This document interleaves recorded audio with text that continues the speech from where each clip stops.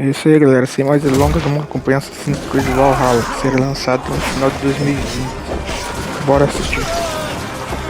Nosso protagonista será Vic Eivor. Hey everyone, welcome to the Ubisoft Forward post show. My name is Yusuf McGeed, and this is Assassin's Creed Valhalla. We're going to take a deep dive into about 30 minutes of gameplay, and we're joined by a very special guest here. Hey everyone, this is Philippe Bergeron, otherwise known as Fizz. I am the quest director on Assassin's Creed Valhalla. So, Fizz, we're setting up here for what looks like an epic encounter. Tell us exactly what's going on here. Yeah, so here we're midway through the quest that we're showing for UB Forward. Here we're looking at the assault of Burg Castle. So these are big moments that usually sort of culminate at the end of the story. And so here Eivor, our Viking raider, is taking a group of raiders and Fyrds into Burg Castle to go and take down Rued and his clan.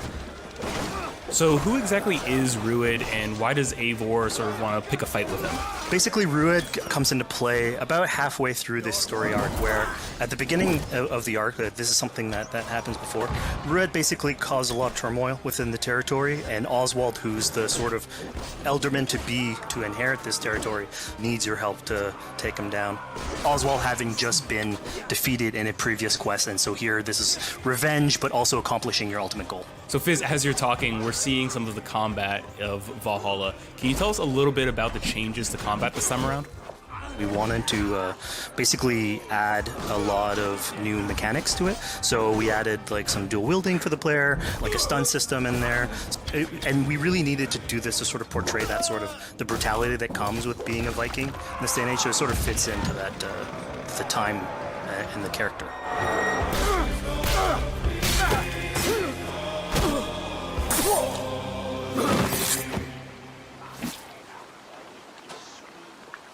Oswald.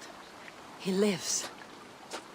Oswald lives! Eivor, is that you? Shut your arse, twig spine.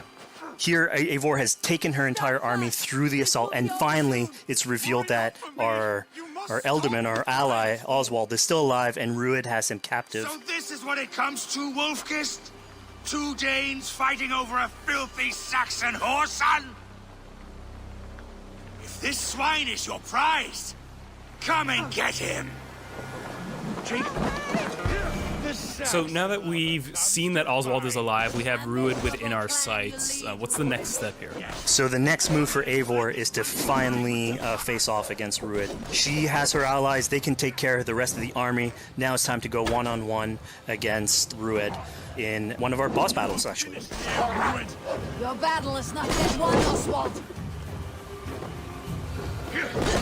And it's worth pointing out, actually, that here what we're showing is the player going and facing off against Rued aggressively, but we tend to always have to support a 360-degree approach in these things. So the player could have approached us a little bit more stealthily and gotten at least like a good critical hit on either Rued or his wolf, and so you can play this a little bit more strategically if that's your playstyle.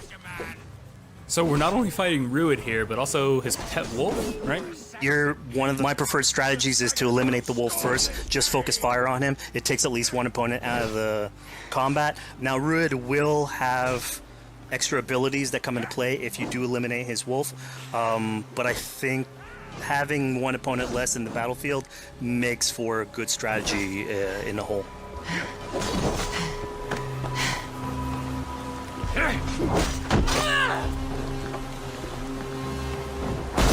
Your efforts. Only the cold dark of Niflheim awaits you. Valhalla is my destiny. That fate will not be met today. Why doesn't they should be roomed, Wolfkist? Made thralls, not treated as equals. We are better than this. Than all of them. Do not drag me down to the sewage you wallow in. Why does a Dane fight tooth and nail for a Saxon? You'd throw in with these wastrels? These arrogant swine? Eivor, no! He should be tried before God, a lawful assembly. Alright, so we've defeated Rued, we've freed Oswald. What comes next? Oswald, in this case, prefers for Rued to be kept alive, and so you basically have to choose, are you going to go against his wishes or stay true to your nature? So we have this choice to make, but before we get into that, I want to rewind a little bit because we just did this big, grand assault, but Eivor couldn't have done it alone. She clearly had to recruit some folks along the way, get some troops, get some allies. So let's actually rewind and see how we went about first gathering those troops. Right. So when coming up to an assault, it's a game of numbers. Eivor can go into pretty much any location and be a stealthy Viking, eliminating some of the assets, which ultimately would be a strategy. You can do that, and you'll have some of the ingredients or of the assets there that will have been sabotaged, but you still need an army. So here what we're seeing is Eivor going around the countryside and raising what we call a fyrd, which is the men and the women of the territory who come up and fight in the name of a king. So here Eivor is going around and trying to convince people to fight in the name of Oswald to finally take down the oppressor that is Rued. Defending East Anglia, defending you. Will you not do the same? What? Die in defense of a lost cause? Yeah, so she's really using like the image and like the leadership that Oswald had, what he meant to the people in his name. She's going to recruit these people. Pretty words, Dane. But the men of Theovard have their own battles to fight. So we're told by this Reeve that there are troops, there are allies that he could add to our cause, but first we sort of need to do him a favor, is that right? Yeah, so obviously these people have been run down by Rued and the impact he's had on the territory, so I think a lot of these people have sort of lost hope. And so you need to show them that there is hope. And so here Eivor is basically helping them take back one of their prized locations by taking a couple men and raiding a nearby township, basically taking it back for the people and showing that there's a reason to continue fighting and then get them on your side.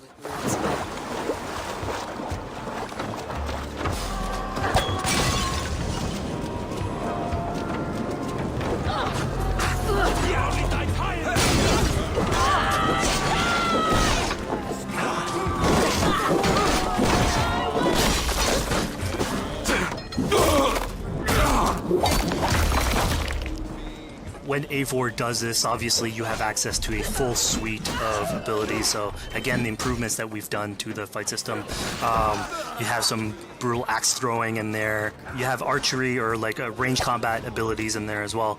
So really, again, like depending on what your playstyle is, you can customize your loadout and go in there how you wish.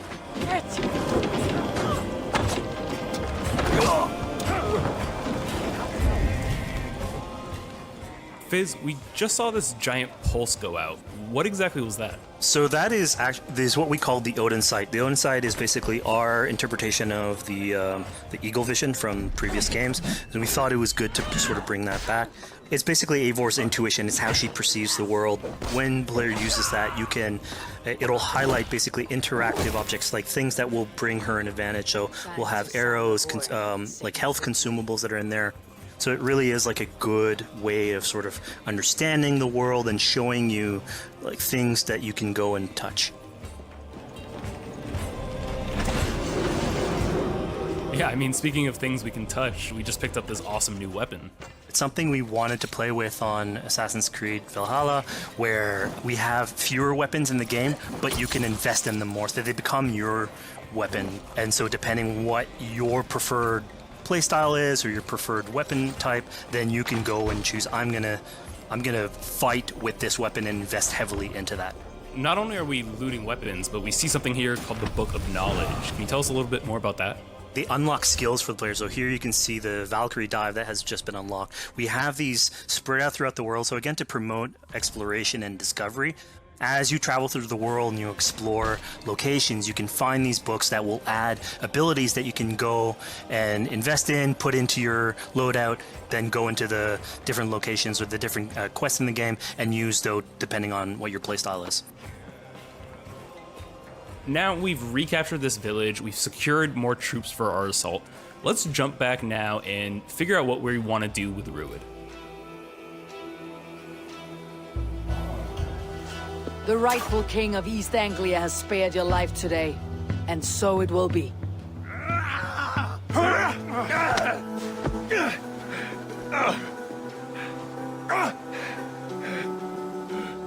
Compassion is a virtue suited for anyone, Eivor, including you.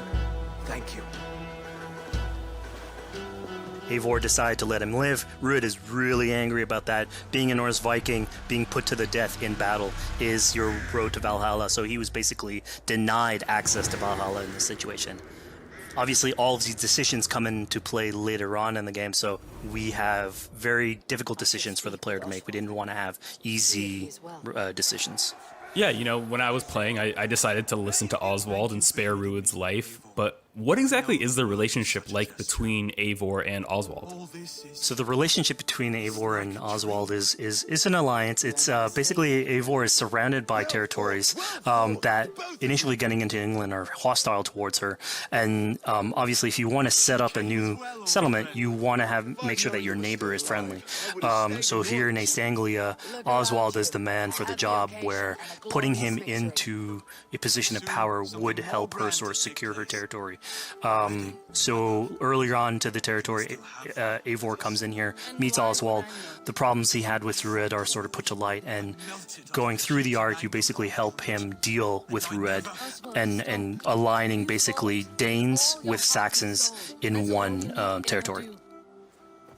So, Fizz, we've completed the assault, we've gotten our hands dirty with some combat, taken down Rued. We have this big open region of East Anglia, so before we head off to Oswald's wedding, what do you say we head out, have some fun, and see what we can get into in the open world? That sounds great. So we see a cat here with a speech bubble above it, and you best believe if you let me talk to a cat, I'm gonna talk to a cat. Yeah, these are some of our some of my favorite moments actually in the game, where we put out a whole bunch of events throughout the territory. And it sort of rewards, again, exploration, going around. It's a chance for us also to sort of showcase a different side of Eivor. A lot of the quests sort of deal more with like politics and warfare, and this shows a slightly more human nature to her. So it permits us to explore that character a little bit more. And so here, basically, like you're trying to help a kid with his cat, and ultimately get that cat to sort of join your crew as a cat raider. You just said cat raider way too casually. You're telling me I could have a cat Viking raider on my longship? That's exactly what I'm telling you. Oh my god, yes, I love it. Perfect. So yeah, as you're riding around the rivers of England, you would see a cat basically walking around your longship, keeping your Viking raiders company. You know, speaking of the Viking longship, we're seeing some of that gameplay here now. Can you talk a little bit about how that works and functions in Valhalla? Yeah, so starting out on this project, I think the Viking longship is one of the biggest images that we all have when we think about Vikings in our game. And so Vikings had this awesome design for a longship that had a very shallow hull, so it permitted them to go very far inland very quickly, and you could basically disembark Viking raiders like on pretty much any shore.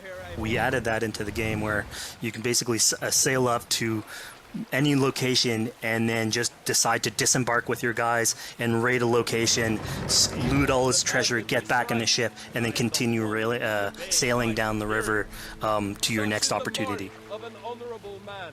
So I know past Assassin's Creed games allowed for songs and things like that to be sung on ships. Will Valhalla have a similar version of that? Yeah, so this is something we actually wanted the crew of your ship to become like your home away from home. So we added stories and songs into the ship. So basically, as the player is going around, you could decide to have your skald sort of sing a song for you as you row down the river. But you can also decide, depending on who the raiders are in your ship, to hear more about their life. So you can actually queue up stories, and they'll give you a little bit more background on who they are. So you get to know your sort of fighters as you're traveling around the world, which is a cool moment. So here we're seeing a bit of a different view. What exactly are we looking at? We had this on previous Assassins, where you would like ride on your horse, and you could pull out, have the horse sort of follow the track. We have a similar thing for the ship, where you can put up your sails. It's cruise control for the ship, so you can pull back, take in the scenery, listen to some songs or some stories, and just take it all in.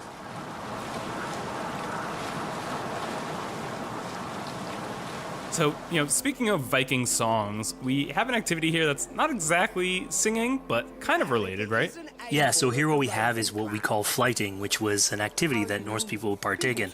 They would like to have a battle of wits and sort of poetry where insults would be thrown back and forth between each other. The idea was to try and have a good insult, but also to have a good rhythm and a good rhyme in there. So it's basically a precursor to rap battles. Here's the silver. Now begin. To all those whom I speak, they say Eivor's a clod. Then you're speaking to fools and their knowledge is flawed.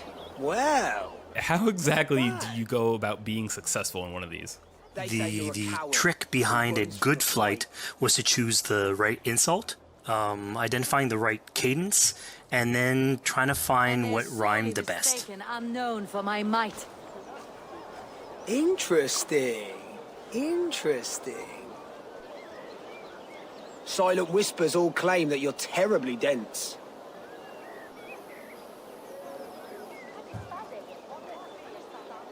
Then you've clearly misheard them. My wit is immense. Oh, you looked out with that one. Well, what a surprise. Eivor of the Raven Clan is a true talent. I'm shocked. Don't believe everything you hear, unless it touches on my flighting. Then heed every word. Take the coin. So now that we've proven our sharp tongue and wit, I think it's time for a bit more relaxing activity, so we're fishing here. Yeah, that's it. So we gave Eivor a fishing line, so you can actually throw out a line and go catch some fish. This is used basically to play into our new health loop, where the player will lose health in the world, and it doesn't automatically regenerate like we would have in the past. So you actually have to go out and get some supplies. So you'll find mushrooms and some food that you can gather. But here, like you can also catch some fish and consume that to regain some health. We also will sometimes have it in certain quests. So it's a good way to sort of chill out on the side of the water and just, again, take it all in.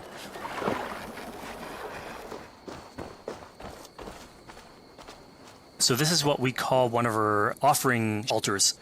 So the idea is that you find these around the world and you make offerings to it. So it'll take like animal parts and stuff that you can find throughout the world.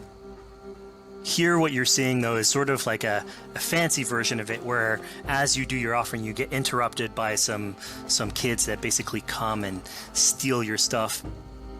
So it was just a way for us to sort of showcase that like the systems and the activities in the world can sort of play in with some quests and some little events. So it's our way to sort of dress up these moments and make it all fit inside the whole experience. Yeah, this seemed like a really sort of unexpected turn for what I thought was going to be kind of a simple interaction. Yeah, and it's really what we were trying to do with these events is to give another dimension to Eivor, other than just, the pure rar Viking or the politician. Because you can imagine at some point that will grow old if you're always telling that version of the character. So it lets us really go into the depth of who is Eivor, what motivates her, how she can interact with the world outside of warfare and politics. Your stealth needs work.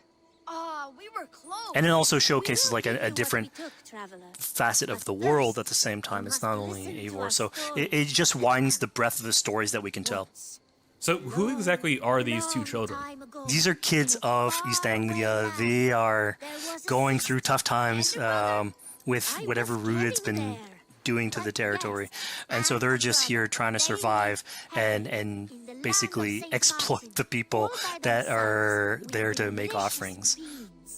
It was kind of nice to see that Eivor wasn't really necessarily upset at them for stealing, and after you talk to them, you have the choice of helping them. You can give them food, give them some money, or maybe just say, hey, good luck, on your way. Yeah, and this is something we also wanted to do a lot. Like, so here we're doing an event, we do it in quests as well, but we want to give a lot of this agency into players' hands so that they can sort of shape Eivor a little bit. Who she is, so it represents them a little bit more, and they can roleplay that a little bit better. And again, it just gives her like a little bit more humanity in these moments. What large walkers should do. Provide for small walkers.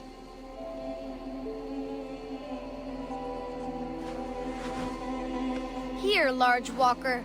A necklace? Yes, it's a St. Martin seal. You're welcome here anytime, large walker. You're one of us now. Visit us, okay?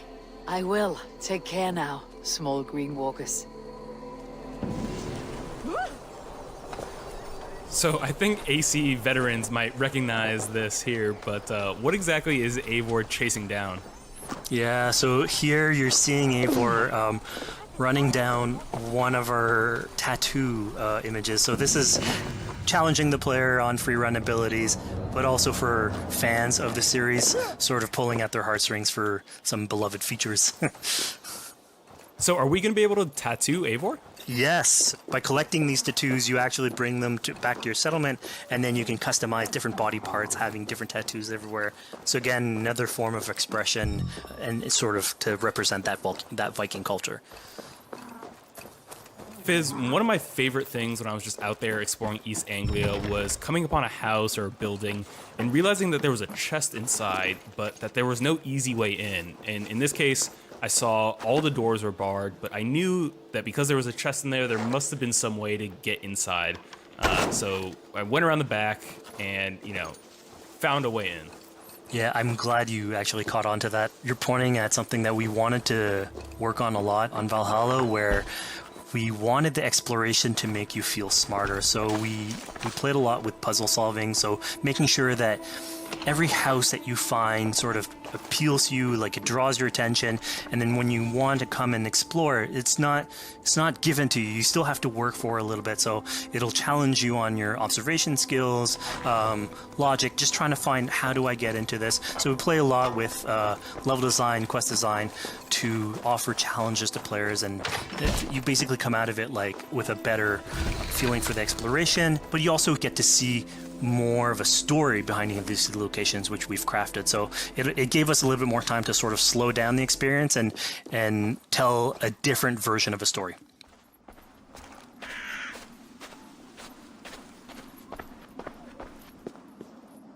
A poor victim of someone's fury.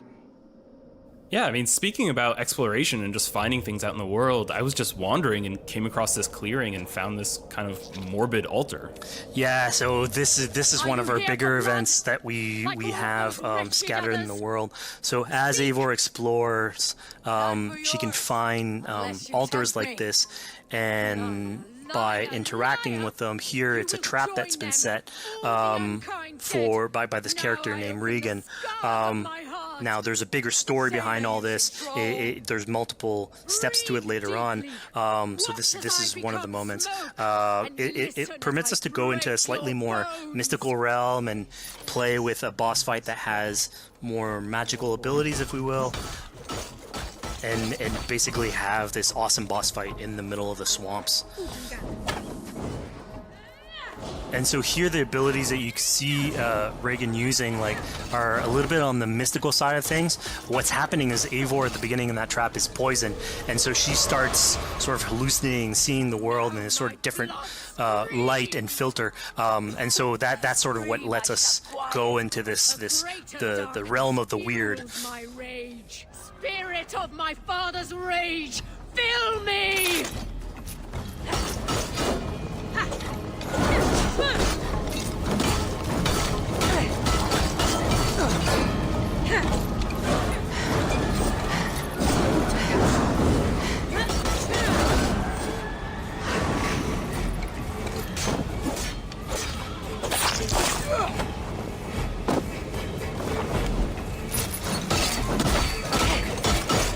Enough is crackling and crashing.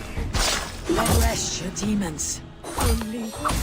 So we just saw here that Regan belongs to something called the Daughters of Lyria. Yeah, that's correct. By finding the other daughters, you'll get a little bit more backstory on who they are, so we don't want to spoil that too much. But it creates like a sort of greater story that is not on the main path in any way, but it is still very rich and adds to the lore of this world and actually plays into history. So we just had a really exciting, really intense boss battle. I think it's time for something a little bit more relaxing and calming now. Yeah, it's all about pacing yourself with the highs and the lows. So here we have a low chill moment of what we call building a cairn. So Eivor, as she explores the world, will find these sort of meditative areas where you have a pile of rocks that you could just stack on top of one another using physics.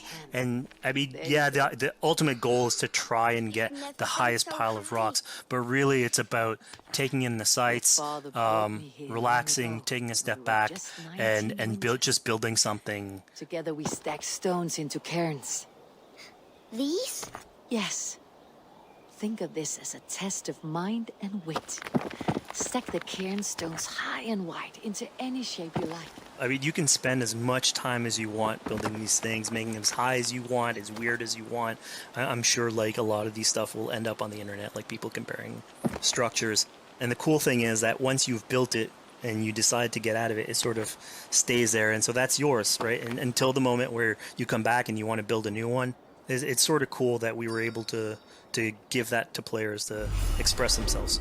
At this point in the demo, we've explored East Anglia, we've met some children, we've broken into a house, we fought a boss, we built a cairn. I think now it's finally time to go and head off to Oswald's wedding. Yeah, so this is the moment it's all been building up to. By the moment you get into the territory, it's sort of like mentioned by Oswald that he's trying to get married with his Dane lady. And so as you go through the arc, that's sort of like the underlying thread. Really, it's about Rued creating turmoil in the territory and helping Oswald sort of get above that and show that he's a good leader. And so you finally, after going through all of that arc, finally get these two together, go through their wedding, and you're invited to attend the ceremony. And then all the activities and fun times that comes afterwards. Yeah, as much as we've seen the brutal side of England, it's nice to see, the joyous side of it as well. Yeah, and it's something we really wanted to play on in Valhalla, where being a Viking is not only about being a raider or a warrior. I mean, there's revelry, there's feasting, there's partying that goes, and like if someone knows how to party, it's a Viking. And so here, this is one of our opportunities to sort of show what a sort of Viking gathering is. And what's cool here is it's a good alliance of Norse culture with Saxon culture, sort of smashing those two things together and building bridges. Yeah, I mean, what's a wedding without some drunk archery, right? Yeah, so like, anything can happen in a Viking event, right? Eivor, yeah, here, just get drunk, shoot some arrows. Barely a challenge. Steady all, and ready yourself for the wedding race. The king and his bride against all. My king.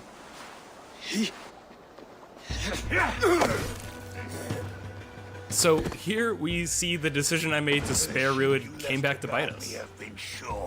Yep, that's the decision you made, coming back. So as we said before, all of your decisions have consequences, and this is a big one. I challenge you. I accept. You're basically presented with the option to sort of step in for Oswald, fight the fight for him, or let him go and fight his own fight. Yeah, personally, I chose to fight myself because I thought Eivor is the type of person who likes to finish what she started. Plank by plank, and a dead king cannot keep his oaths. Let me finish this. Oswald, you gutless Arya swine! I'll slay the wolf-kissed, then hang you with your own tongue. How does this encounter with Rued differ from our previous fight with him? So at this point, you've eliminated his wolf, so it's just him. And so he's angry at this point, and so he will start using his big gun abilities like fairly earlier on in the fight. So it's way more vicious, way faster. There's less strategy. He goes literally swords blazing at you. And so this is a fight to the death.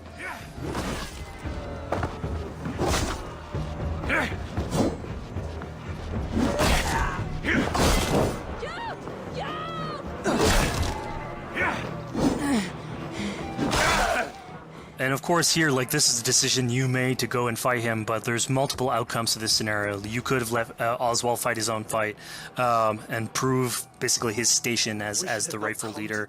If you had eliminated Rued, obviously this would not have happened. It would have been a slightly more joyous occasion. But ultimately, in all scenarios, you still have an alliance with Oswald. He's proven to be the right leader for this territory and to be a good ally for you. A great service. I promised you an alliance, and now you have it. And one day I will need you to make good on that alliance.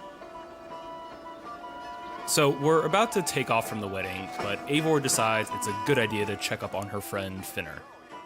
Yeah, so Finner is probably one of the more recurring characters in this arc. You get to meet him very early on. He's a very endearing character, sort of used to have a Viking life, sort of misses it, and going through all these adventures together is sort of like lights that fire back, and so he's willing to join you in your raiders.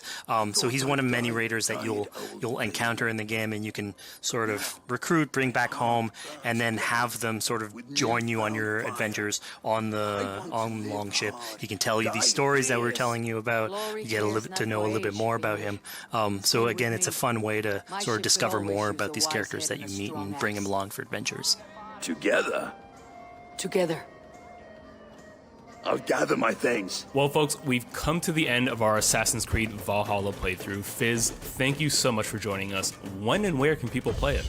Assassin's Creed Valhalla will be out on Xbox Series X and PlayStation 5 and is coming Isso to aí, show de Xbox bola, One, turma. PlayStation Tamo junto. 4, Se inscreva no PC, canal, and compartilha e Stadia dá aquele on like. November 17th. Até mais, galera.